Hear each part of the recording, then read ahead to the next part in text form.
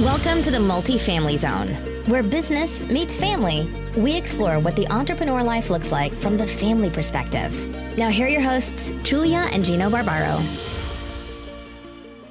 Hey everyone, this is Julia Barbaro, host of the Multifamily Zone podcast. I'm here with the co-founder of Jake and Gino, my husband and co-host, Gino Barbaro. Hey Joel, Hey, how you doing? I'm good. We're fighting over here for the microphone. Our guest is making fun of us because the microphone's blocking our face. But when there's two people on a podcast, you got to do the best possible, That's right, Joel? I think we're doing okay. Yes. Today's guest is part of the Rand fam. Honored to have him on. He's got a terrific story that I want him to share. Going through college, should everyone go to college? Is college the right thing? I personally think it's a great idea if your student or your son or your daughter are motivated and they have the right reason to go. It's like anything else. It's a tool in the toolbox. So we're going to talk about that a little bit. And I think the other thing that I love to dive into is we're creating this youth academy for the Jake and Gino community. And I want to dive into how can parents start teaching some high-level stuff to their children. So without further ado, Mike Taravella, CPA, graduated from Michigan State University in 2014 with a Master's of Science in Accounting. He has worked 5 years professionally in accounting. He started at Ernst & Young in public accounting and then transitioned into Detroit's startup community at Rock Ventures. He began his real estate investing career in 2016 by owning and self-managing investments in Michigan. He also took an interest in real estate development before joining Rand Partners in 2019. Without further ado, Mr. Mikey T, living the dream, Taravella. How you doing, Mike? Living the dream just for you, Gino and Julia. I'm happy to be on and provide value and share the story of how I became an accountant and didn't become an accountant. Yeah, no, this is important because as a parent, right, we want the best for our kids. And sometimes we don't know what that is. We're always told if you want to be successful, you have to go to college. But then you meet people in life that are super successful and never went. So then you're like, oh my gosh, what do we do? And, now we're in those times where we have children college age and you kind of struggle. You're like, hold on a second, what do you want to do? And so that's where we are right now. So that's why we're here.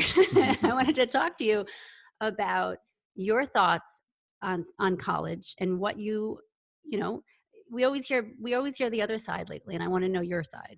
Yeah, absolutely. So my story is in Detroit, my family was working at Chrysler or were teachers. Mm-hmm. So being all the teachers, you have to go to college. Right. You have to do this. So for me, I was good at math and the numbers aspect. So all my teachers in high school were like, you should get a PhD in math. I saw how hard my mom worked as a single parent being an educator and constantly getting educated on the newest and greatest thing on how to teach. I was like, I don't want to be a teacher. They work too hard for how much money it is. The ROI wasn't there. So I did accounting because I was like, oh, I'm good at math. I can do the numbers thing, and that's a good, safe career path.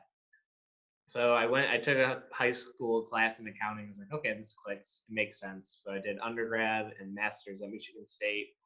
And I just talked to my teachers all the time and the professors like, am I going to like public accounting? Am I going to like this career path? Or like, you're different than everyone else. And I took it as like, oh, they're just being funny.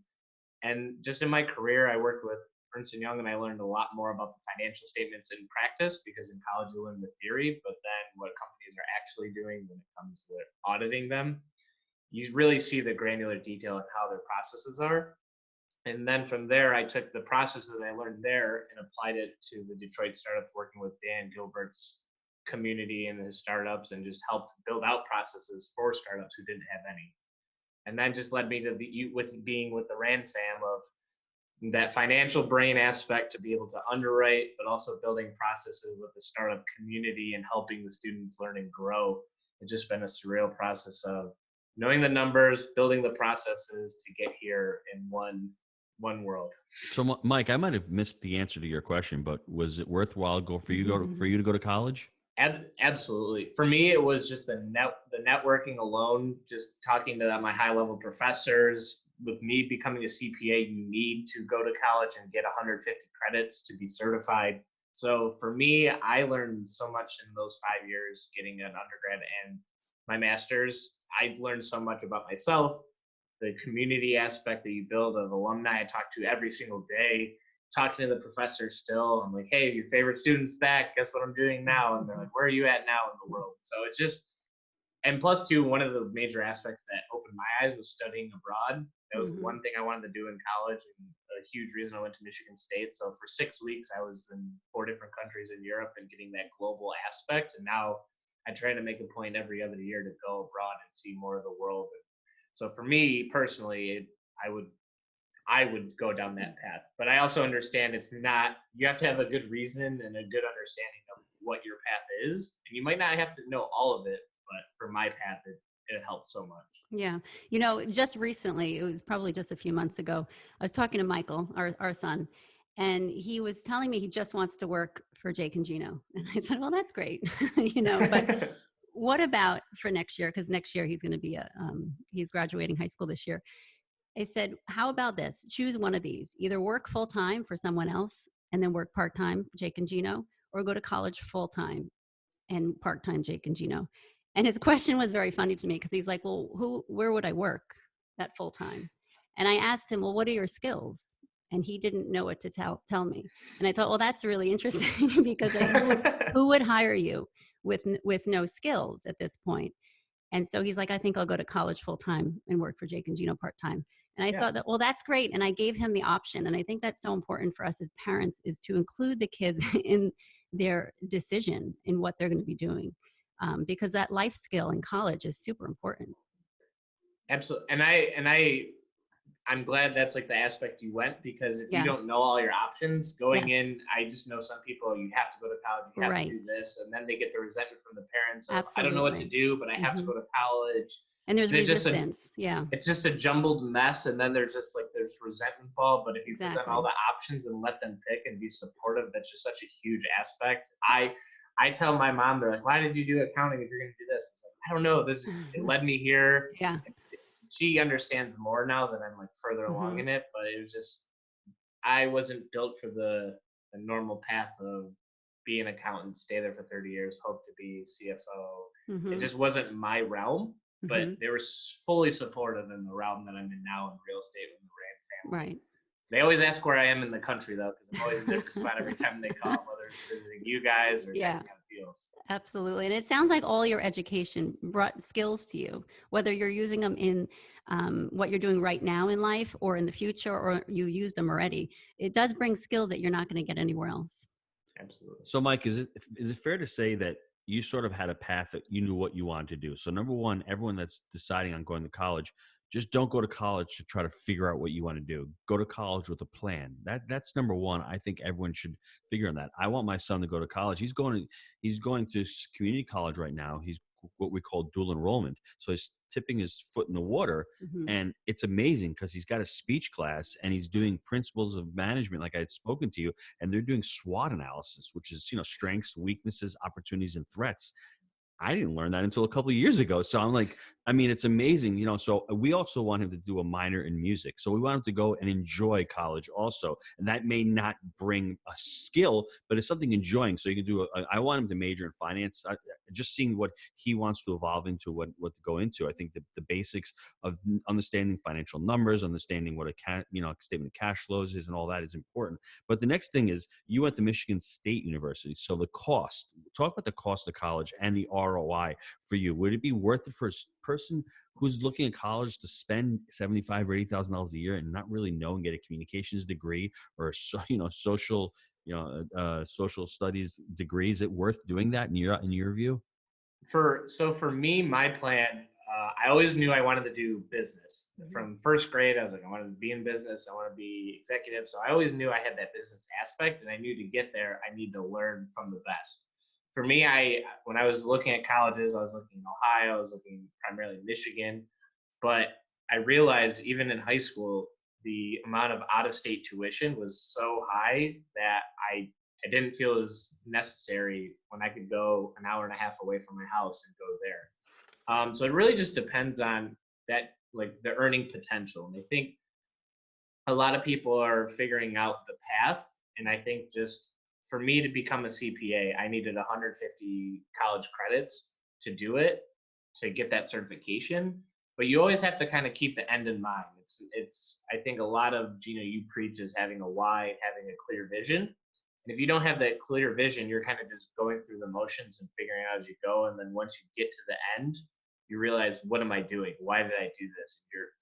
I think, like you said earlier, is having that clear vision, come in with a plan, and then you can calculate, what's my ROI? What is it? So if you need that certification to be a doctor, if you need to become a certified accountant, a lawyer, etc., then you have to. But if you don't really not sure, I think building up those life experiences of trying to start your own business or work for someone else, I think those will help clear the path. And then there's nothing wrong with going to college several years later and you trying to work or tour the world and see what's out there. Yeah, no, that's definitely so true.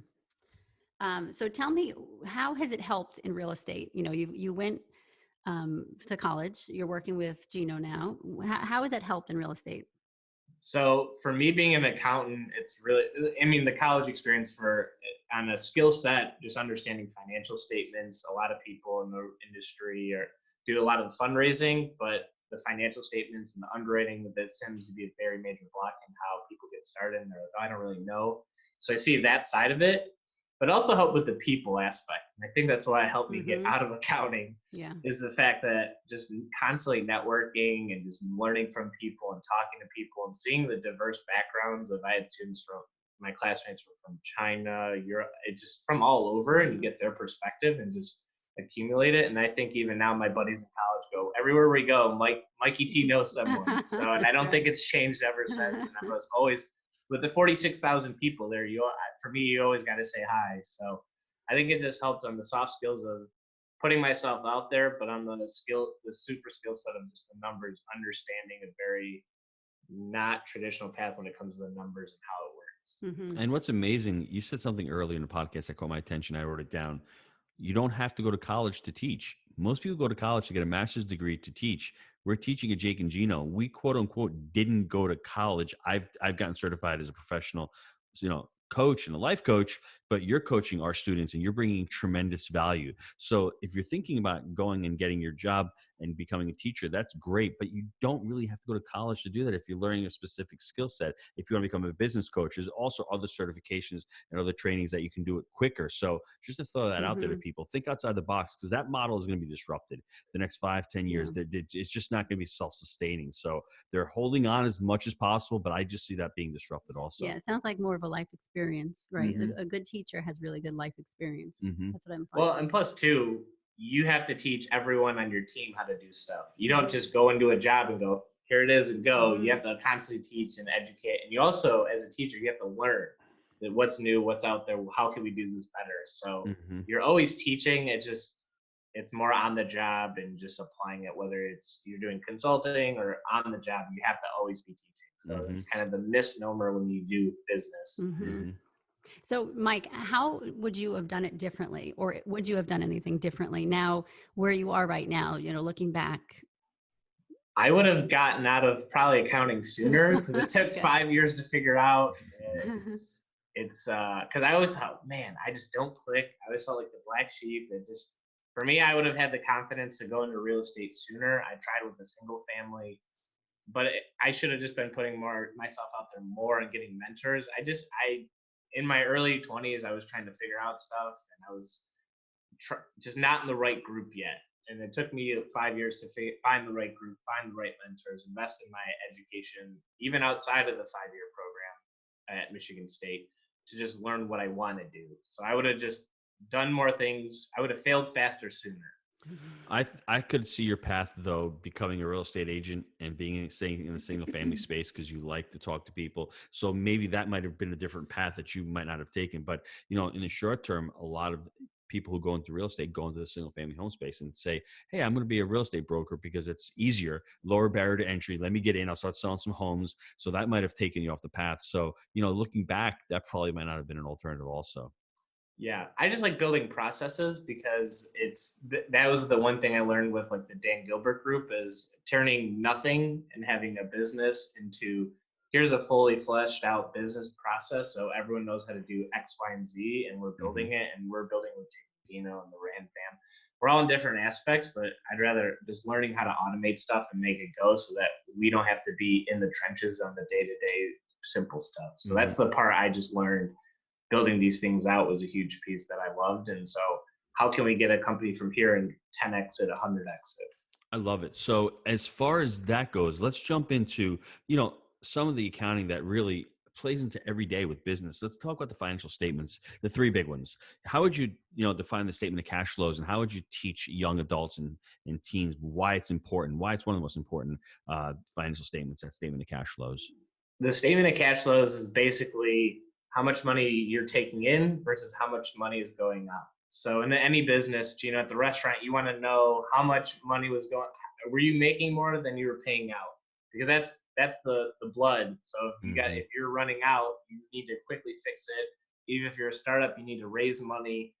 It tells you where your money is going to. So for in the real estate, or was there marketing dollars? Are we seeing that get more investors or more property tours? It tells you just where the money is going at each aspect, whether it's going in or out.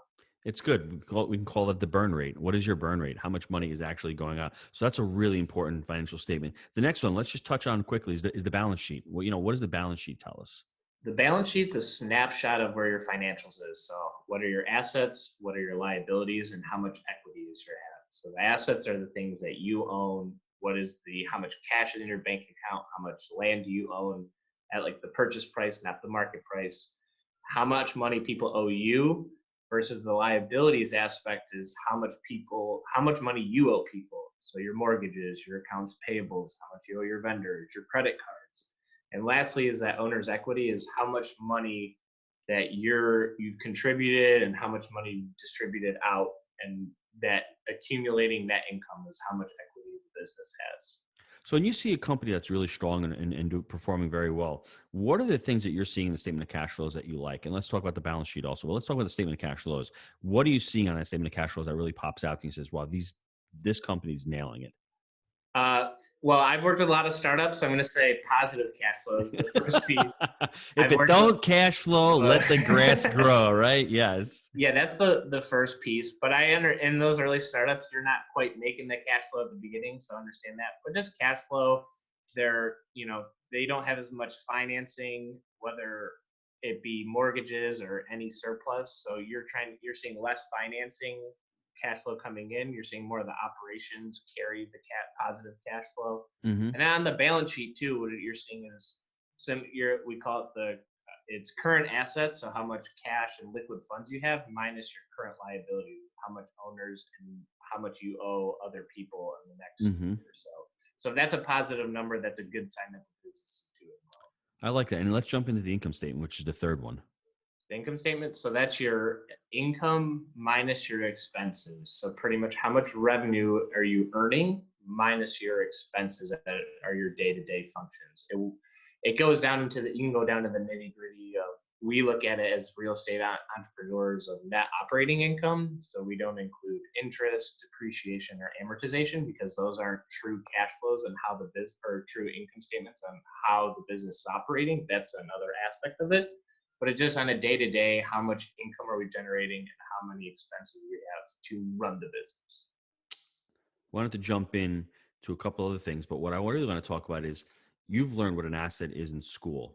Give us the definition of an asset in school, and give us the definition of what you've thought it's come to become now. Because the whole thing with Kiyosaki 20 years ago, your home is not an asset. I mean, technically it is. It's on your balance sheet. So let's jump into that. What you think? Yeah, the accounting definition is a piece of, whether it's cash or something that can provide an economic benefit later. So for example, the accounting, the home buyer buying a home, that's worth value, and that you can sell that later to acquire money. Mm-hmm. Kiyosaki, and I think our common definition is, if it doesn't cash flow, it doesn't provide us cash flow on a day-to-day basis, then it's not a true liability. So in an accounting, a home is an asset, but in Kiyosaki, in our version, it's not producing income to us, so therefore it is a liability in the Robert Kiyosaki. So that's why that purple book blows accountants' minds. They're like, wait a minute. It took me a while rereading it, going, wait a minute, that's not what it is, and just the mindset of the accounting versus the finance world. And I think it's important to explain that to children and to young adults and to teenagers and to people considering buying a home. I think we'll have to look at it as a home as a luxury. And it's not only that it's not producing income for you, it's actually taking money out of your pocket. And okay, you can say, well, I'm paying down the principal and the property is appreciating in value. We don't know that for sure. We can go into market cycle. I think my wife would gloss over and like smack me if you start talking about market cycle. We're not going to do that, right? But like if we really rip it down, you're paying amount of principal. So that's actually, you're paying down the mortgage, which is great. But at the same time, we have capital expenditures. We have insurance that we need to pay. We have a pool outside that needs to get, cleaned every month. We have a hot water heater that needs to get replaced or repaired. We have air conditioning units. We have a roof. We have all these other expenses that come with the home. So I think that's the problem that a lot of investors have. It's not truly that it isn't an asset, but it's really not even producing income for you. It's actually taking money out of your pocket. So let's like focus on that, correct? I would even say the time aspect. So as a homeowner, you have to rake the leaves, you have to do this. And if you're not doing it, you have to pay someone. And then for children, oh, Mom, Julia, can I get the PS4 or the new Xbox? Well, then that costs $300 and all this time that they're not educating themselves on the next thing. Then there's a new game that comes out. That's another $60. Oh, I need this controller because then I can be the pro gamer I've always wanted to be. It sounds like you've been to my house before. I might have been a couple times, but even too, just growing up, I just remember playing video games all the time. Right. And now that's become lucrative in esports, but it's really honing in on developing a skill that true asset is how can I produce income in this path. So if you want to be a pro gamer, then that could be an asset. But and the more common sense is just thinking of the time and the money aspect. No kid ever buys one game and they're happy forever. Every 3 months, November comes, Christmas comes. There's always a new game out there that everyone wants. Mike, I have to tell you that you're very gifted in explaining things very simply. And I have to tell you that I've heard cash flow, balance sheet, income statement many times in my life. And I get it. I do. I get it because of what you just said. So I just really want to thank you for being so simple. That's a lot because with my career with like the Dan Gilbert group, I had to work with entrepreneurs who were the creatives of the world, working with media production companies, esports teams. I've had to take their world and make sure they understand it. So on top of my family being teachers, I think it's a 1-2 punch of how I learned that. Wow. Okay, I'm gonna try. Because usually I do gloss over, and then Mike started explaining it. I'm like, all right. In other words, you're being like Jesus. You're being fishers of men, right? You're speaking to the apostles as if they were fishers of men. So you're speaking our level. Speaking my level. I love that. I won't tell Dylan you compared me to Jesus. Well, you walking on water? I don't know. So liability. Let's jump into the liability aspect of it because the liability is also important, and it's important to teach kids what a liability is. And I think that you said that really struck me. It's not a good or bad thing. It's all really unique to everyone's situation. I'm not out there telling somebody not to go buy a house because for me, it'd be pretty foolish to try to rent with 6 children.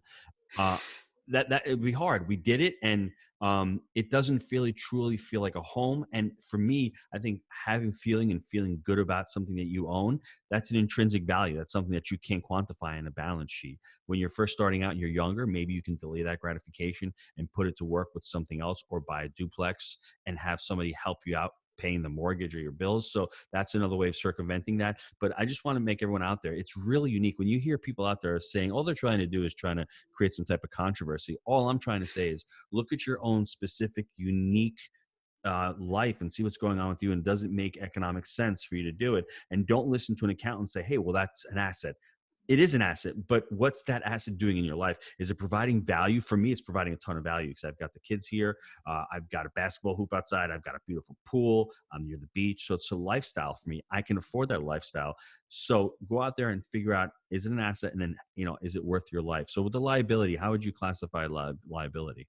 Well, one thing I want to hit on is there's always a cost benefit analysis of, is it going to affect my income, my financials to the point where I'm diminishing my lifestyle of X, Y, and Z? You always have to have that clear plan. So like you said, you analyze that this would be absolute chaos with my family, and even it would just provide another burden. The cost was too high that the benefit wasn't quite there. So you just always, when these major purchases, ironing it out, even if you're renting, a smaller place or doing the duplex, have a timeline and reassess constantly so that you have a clear path and a clear vision and a clear why.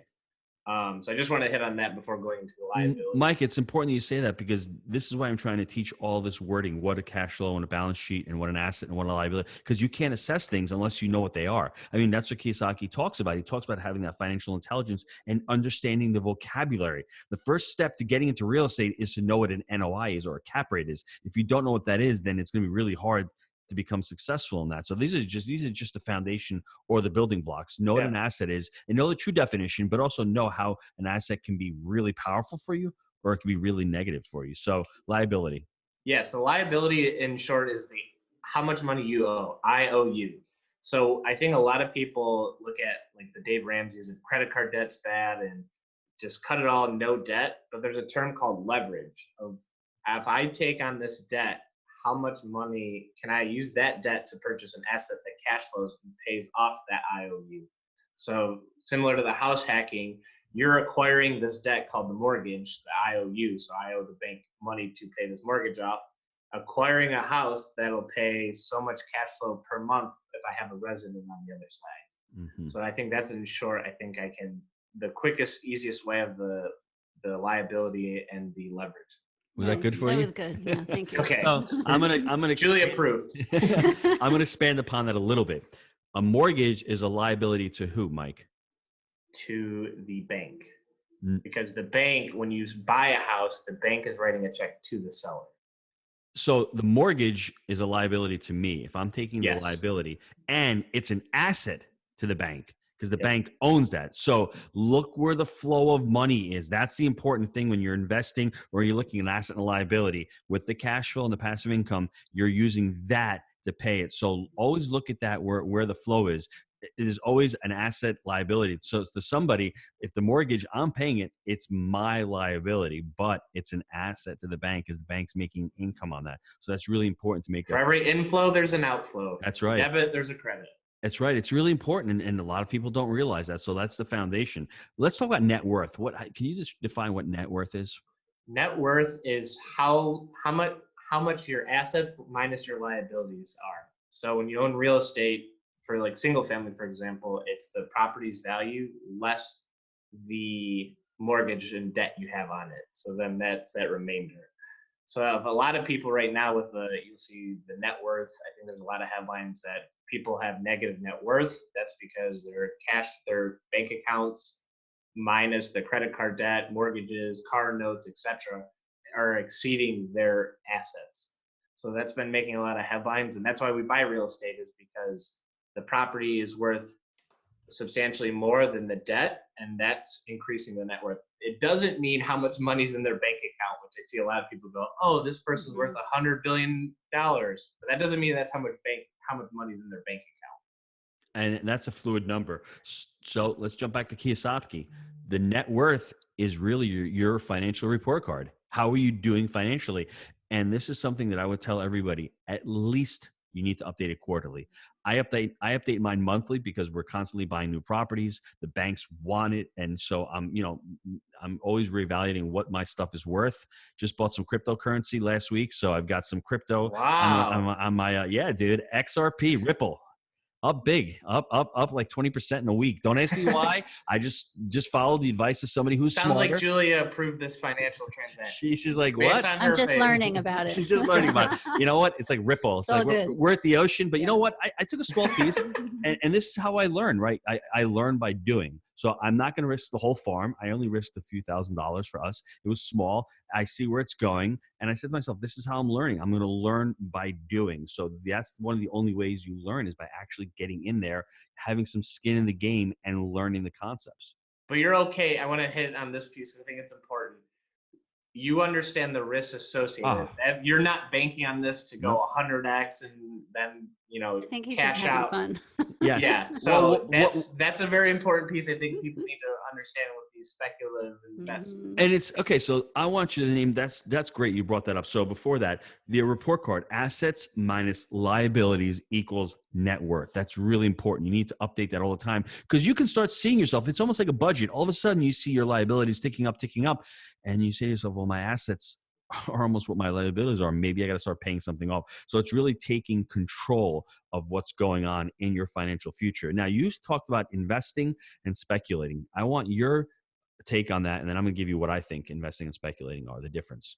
I think people have all these different viewpoints on speculative assets, but I think you need to invest the money you're willing to invest. I would not bank on that investment. It doesn't mean it's a bad investment, but this is kind of like going to Vegas and putting it all on 00. Let's see what happens. You're willing to lose that money, and you're not banking on it for mortgage. You're not trying to get a quick fix. It's just, hey, I think long term, I think this could be an asset. I'm putting a minimal amount that I feel safe with investing or losing, but it's just really making sure that, because you're not in control of it. So Bitcoin cleaned it up, Bitcoin could go down, Ripple could go up.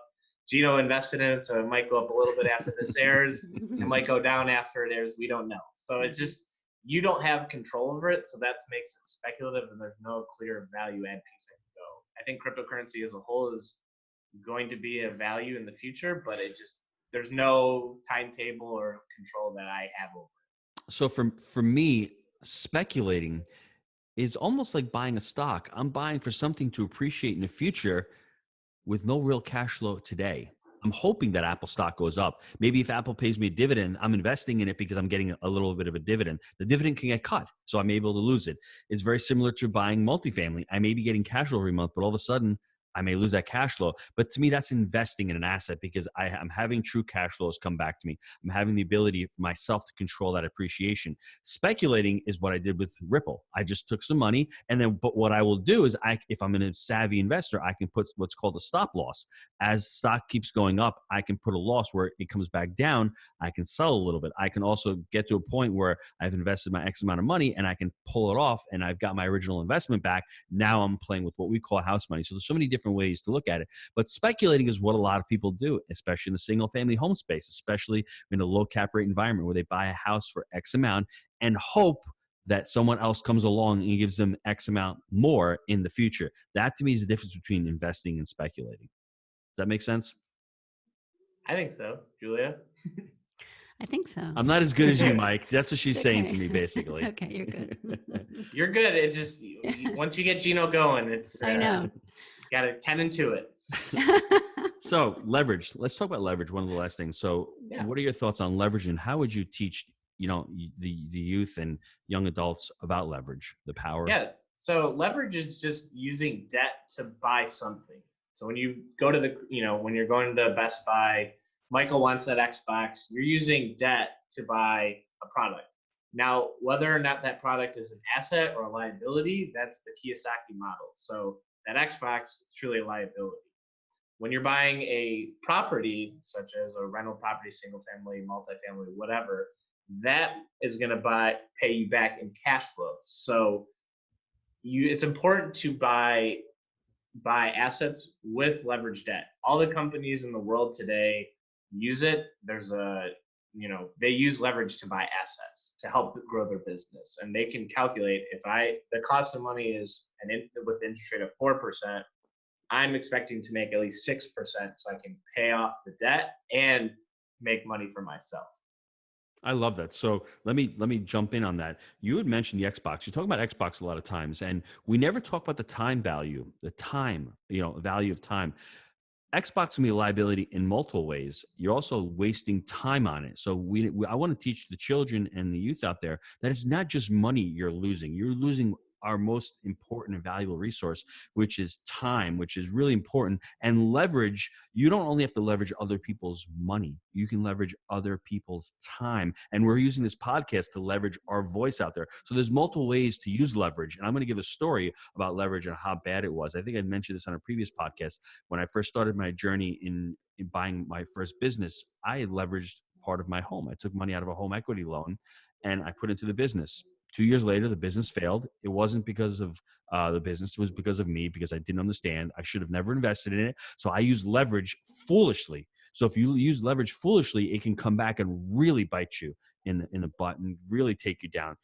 3 years after that, I used my home equity loan to get into a real estate deal that I understood, that I knew there was a lot of potential. It's always a risk, but that one worked out fabulously. I paid that debt off, and now I refied that money out, and now I own that. So leverage is a double-edged sword. If you use it wisely, it can really propel you. And if you use it foolishly, it can really hurt you. But always think about leveraging other people's time, other people's money, other people's resources. There's so many things out there that we only focus leverage on money. Sounds like you were educated in the second one, would you say? Yes, I was educated. I had more of a clear vision. Mm-hmm. I knew what I was doing. Don't go out there and even with credit cards and all that, don't go out there and use credit foolishly, because we always talk about separating the difference between personal debt and business debt. And it's easy to understand that. I have very little personal debt. I lever my business to pay for my personal. When you're first starting out, that might be difficult, but credit cards are great, but they do make you spend more money. It's real easy to spend them. And they can become, financial suicide, because all you do is hit a button. And if you're not paying off that bill every month, you're paying those exorbitant interest fees. Well, plus you have interest rates. So they always reel you in with the 18% or 18 months of 0%. And then as soon as that's over, you realize how much you spent. And then that 15 to 22% interest rate comes in. And so that questions of how much of that money costs to spend and to lend out. So 14 to 22%. Am I making more than that on whatever I'm buying? If it's no, that's when you get the sweats and you realize you have to dig yourself out of it. And it takes time to rebuild that credit and all that. So just making sure you spend wisely before the marketing aspects of the shiny credit card syndrome comes in. Let's take a quick time out to hear from our sponsors.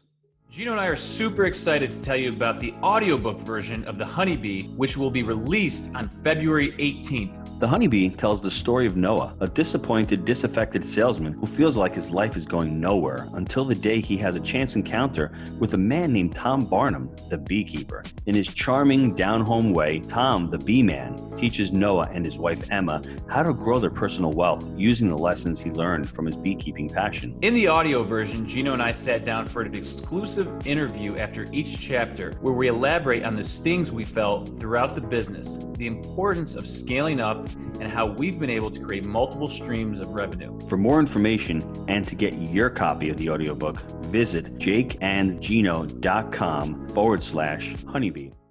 And we're back. Mikey T, you've given us a lot of information. Julie, you want to give us a recap? Yeah, so I want to just, what you guys are really talking about is, you're educating everyone out there. And I think that's so important, whether, our kids or whether we went to college, we went to a trade school, we got a certificate, a license in something.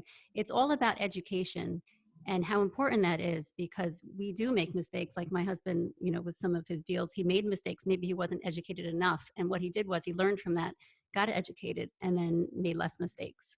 And I think that's so important for us to teach our children as well. And when we're talking about college, to be open to trade, to be open to a trade school of some kind. Everyone has different skills. And so everyone is different. And to tell them, this is what I think you should do, there might be resistance because maybe that's not what they should do. And it's really hard, because a lot of times as a parent, we think we know, and we forget that, they might know themselves a little better. So that's important, and I just wanted to let people know that. Mike, what does the future hold for you? What are you looking to do in the next 5-10 years?